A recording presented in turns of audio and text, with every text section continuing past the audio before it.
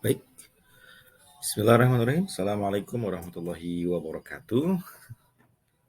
Apa kabar Bapak Ibu sekalian? Alhamdulillah, di kesempatan yang baik ini izinkan kami menyampaikan sebuah tugas ya untuk disampaikan kepada Bapak Ibu sekalian terkait materi bagaimana cara kita melaksanakan pelatihan jarak jauh. Nah, Bapak Ibu sekalian, sebagaimana kita ketahui bahwa kita mengenal pelatihan daring dan pelatihan secara luring ya. Yang dewasa ini kita sudah sangat familiar sekali pelatihan-pelatihan dilaksanakan secara daring. Nah, eh, terlebih ketika kemudian kemarin di masa pandemi, Bapak Ibu sekalian. Jadi pada masa pandemi ini karena kegiatan-kegiatan untuk berkumpul kemarin dibatasi sehingga kemudian aktivitas tetap harus berjalan ya, pembelajaran tetap harus ada, akhirnya dilaksanakan pelatihan secara daring. Nah, bagaimana cara kita melaksanakan pelatihan jarak jauh ya melalui daring? Eh, Pertama kita perlu mengetahui ya beberapa hal persiapan-persiapan yang perlu kita eh, siapkan tentunya agar kemudian pelatihan yang disampaikan, materi yang disampaikan itu bisa terserap dengan baik. Nah, ada beberapa hal, ada 3 hal yang perlu kita desain ya. Yang pertama adalah membangun relasi kerja yang baik dalam pembelajaran jarak jauh. Membangun hubungan yang baik ya dengan peserta ya. Bagaimana komunikasi yang efektif itu sangat penting sekali di sini. Kemudian yang kedua, mendukung individual dan kelompok dalam proses pembelajaran jarak jauh. Ya, apa saja yang perlu kita persiapkan dalam eh, apa proses yang lebih efektif dalam pembelajaran itu gitu ya. Nanti kita akan diskusikan bersama-sama.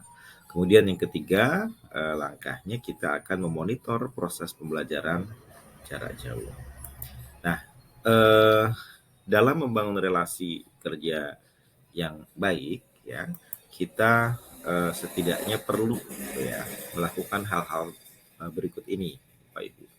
Yang pertama adalah menyediakan informasi yang tepat tentang lembaga ya, kemudian hak-hak dan tanggung jawab peserta didik serta panduan untuk pembelajaran jarak jauh dan menetapkan raportnya ya, nanti evaluasinya bagaimana.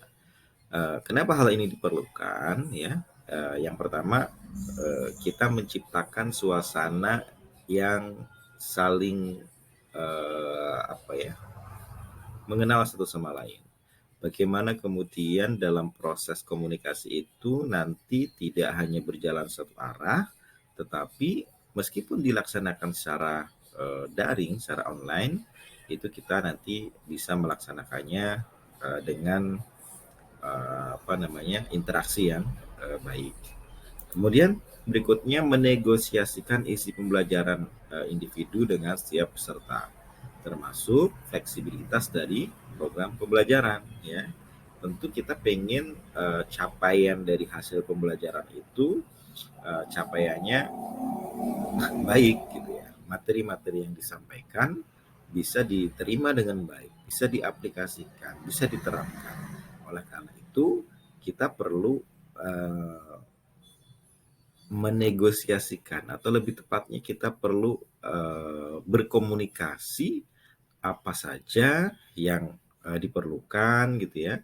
Terus kita menanyakan apa yang sudah difahami dan kemudian apa yang sudah apa namanya diketahui terkait dengan materi-materi yang akan disampaikan ya. Kemudian baru kita nanti akan menyampaikan pokok-pokok materi yang kemudian nanti akan juga bisa kita ikuti dengan diskusi.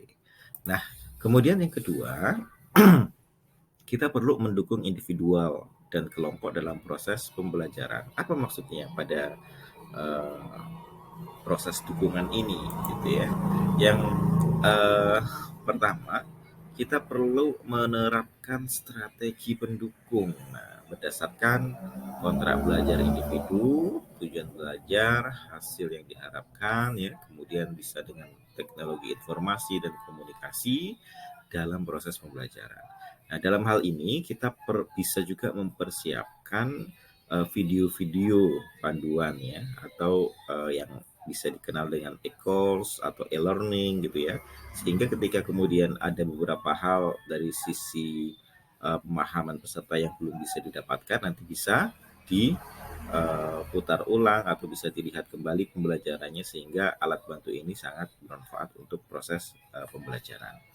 Selanjutnya, memfasilitasi pembelajaran kolaborasi, ya, dengan mempertimbangkan tema utama, ya, minat peserta didik terhadap perkembangan kelompok, hasil yang diharapkan, penyebaran geografis kelompok, kemudian kerangka waktu dan saluran komunikasi yang akan digunakan sesuai dengan kebutuhan. Nah, berikan fasilitas bagaimana kemudian para peserta ini, misalnya, ya, ada forum diskusi, kemudian ada tugas, ya, yang nantinya bisa dilakukan evaluasi, ya, dan monitoring dari hasil tugas-tugas yang dikerjakan. Kemudian berikutnya, menerapkan kegiatan penilaian formatif sesuai dengan tujuan khusus program, hasil yang diharapkan sesuai dengan prinsip-prinsip dan kriteria penilaian, juga batasan waktu dan teknologi informasi komunikasi yang tersedia, ya. Jadi beberapa halnya kegiatan-kegiatannya ini diaplikasikan, terapkan, ya. Jadi nanti ada game, kuesioner, evaluasi dan lain sebagainya dengan menggunakan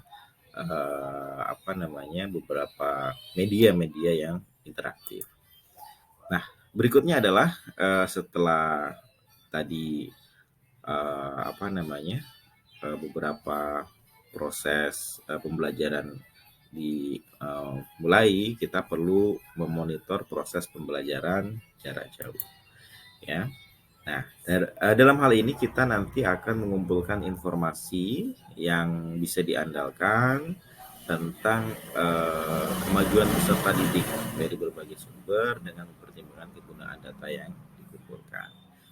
Itulah kenapa kemudian kita perlu juga mempersiapkan ada evaluasi atau ada post test, ya, atau assessment dan lain sebagainya.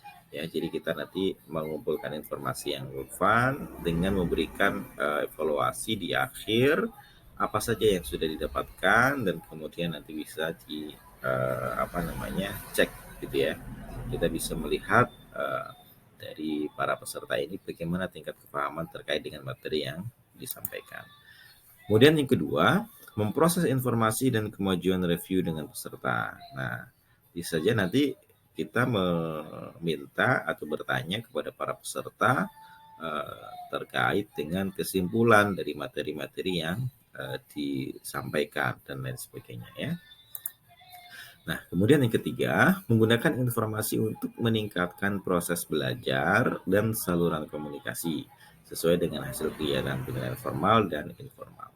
Dalam hal ini, kalau misalkan pembelajarannya itu adalah pembelajaran yang sifatnya praktik, ya, yang ada tugas untuk membuat sesuatu, ini akan bisa dimonitor dengan baik, gitu ya. Bagaimana hasil yang dikerjakan itu, apakah sudah sesuai, ya, dengan instruksi kerjanya dan lain sebagainya. Nah, baik Bapak Ibu sekalian, saya kira ini, ya, bagaimana cara kita untuk mengadakan, ya, pelatihan jarak jauh. Mudah-mudahan kita bisa lebih produktif lagi, bisa menggunakan media-media pendukung yang lain untuk bisa mengembangkan proses pelatihan jarak jauh kita, sehingga terjalin hubungan yang baik, interaktif antara instruktur dan peserta. Mohon maaf apabila ada kekurangan. Demikian, Assalamualaikum warahmatullahi wabarakatuh.